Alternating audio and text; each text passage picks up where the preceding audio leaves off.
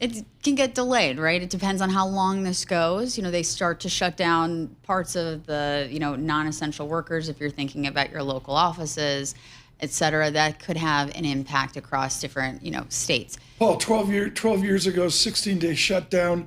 Yep. The jobs day was October 4th. It came out October 22nd. So we get it, just delayed, I guess. Yeah. I mean, so is there, what does that mean for markets? What are you telling your clients about a government shutdown? I kind of feel like we kind of do this somewhat frequently. It's not that big a deal. What are you telling your clients? I mean, on average, you get markets, the S&P 500 rallying 4.4% during times of government shutdown, regardless of length. So markets rally during a shutdown. Rally through the shutdown. So essentially, they see through it. Okay. They stay exuberant.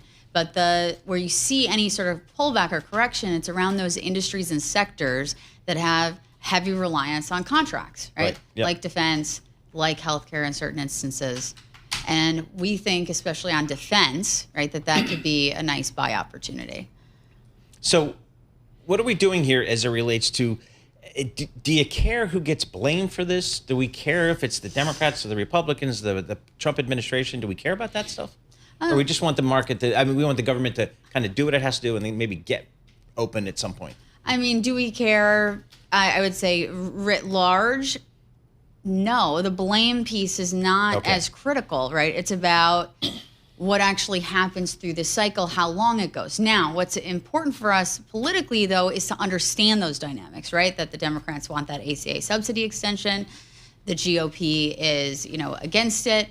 But then there's this additional element that could be thrown in where the White House could come in trying to use this as a catalyst for impoundments or apportionment control, meaning, right, that they're going to withhold potential funding for certain non-ideologically aligned, programs and agency activity. Let's talk about the job. We're going to have Nathan Dean again, who's expert on this. But Monica, do you assume at Morgan Stanley the president will handle this differently than any other president has ever handled a shutdown? That's the heart of the matter, right?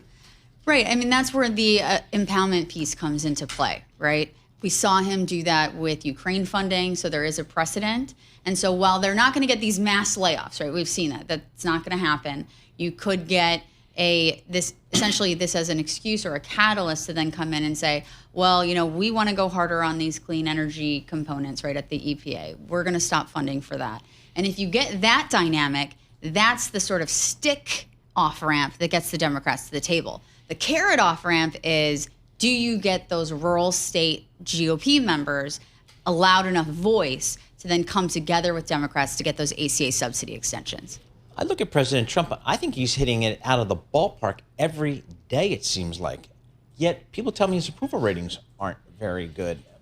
How do you guys square that? I mean, I think you have to take it, you have to take these two things separately. Markets are separate than social issues and things that might be potentially driving fears with voters. And those two things are very different. There's percolating in the zeitgeist that the fiscal bill that the president spearheaded through will not bring in more taxes. There's a huge assumption tax revenue will go up.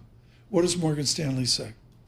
In our view, we think that if you're looking at earnings, if you're looking at the markets, tax revenues are likely to increase, right, when we're in this next pull. That doesn't mean it's going to be for the long run, right? And so we think short term, we could get some nice tax receipts here towards the end of the year.